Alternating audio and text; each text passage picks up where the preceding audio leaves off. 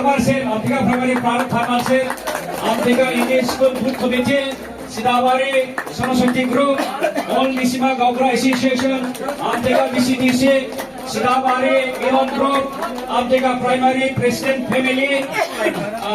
Amtega Primary ex-NDMD Welfare, Amtega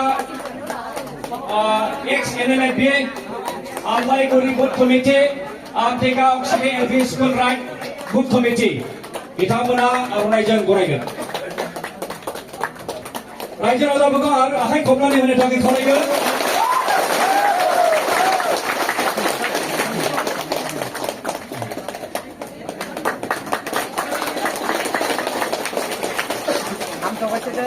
रायजो राजाफोरनिसिम साबायखर थाबाय सारखौ बरायनाय जादों आरो सारखौबो जोबोद जोबोद साबायखर होनाय थाबाय रायजो राजाखौ एनडिबिनि मुङाव आबसुनि मुङाव सा सानजा रानलायनायनि मुङाव ख्रिस्टान हिन्दु बोखावलायनायनि मुङाव जोंनि 22 सेप्तेम्बर खालि जानो गोनां बिसायख'थियाव मोन 40टा बियाबनि गेजेराव 30टा बियाबावनो देरहासारनानै जोङो मानाव गेदेर प्रमद बर' बिथांनि दैदेननायाव जोङो सरकार दानो थांगासिनो दङ बेनिखायनो थांनाय 17 बोसोरनि जा जोंनि बिपिएफनि समाव मावनाय पाप बे पापफोरखौ फैगौ समफोराव जों उद्रायनांगोन आरो बेखौ उद्रायनानै जोंनि गेजेराव हिन्दु मुसलमान बर' ना बर' खौसेथि लाबोनायनि गेजेरजों जों मोनसे गुफुं समाज दानो थाखाय जानजि खाफ्रानांगोन आरो दिनै नोंथांमोननि जेरै लैहोर फैनानै बे फरायनाय हाबाफारियाव बाहागो लाफैनाय बे हाबाफारियाव बाहागो लाफैनायनि गेजेरजों जों हमदांनो हादों जोङो खौसे जोङो सांग्रां आरो जोङो जेब्लायबो सिगांलांगोन सुथुरनि बेरेखायै जों गसंगोन हारिखौ फोजोबस्रांनायनि नागिरनाय बेरेखायै जों गसंगोन जोङो मालाबाबो हेव मानिया बे थांखिजों जोङो इउपिपिएलआ बर' ना बर' हिन्दु मुसलमान ख्रिस्टियान सिख बुद्धिस्ट गासैबो ज' जानानै खामानिखौ मावलांनो आवगायदों समनि आंखाल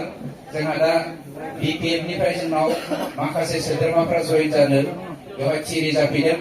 बिथांमोनखौ जोङो बरायना लानाय हाबाफारिखौ लासिगोन नंखायनो आंनि अननाय खुलुमनाय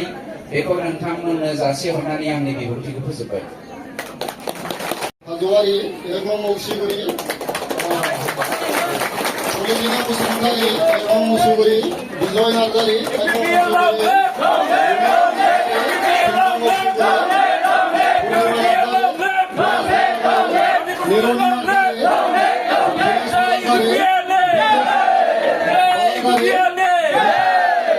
बालागारि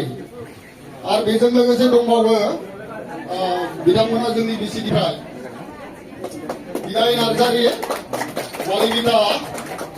मिजिं नार्जारी जनता एनस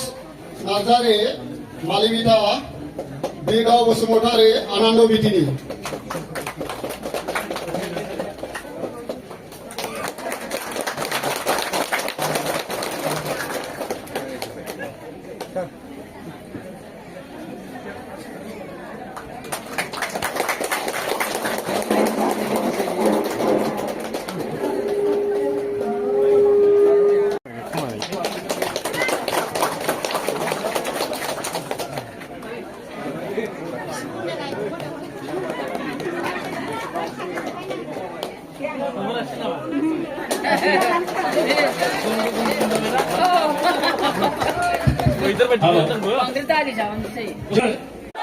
Roger Basumatari, long live!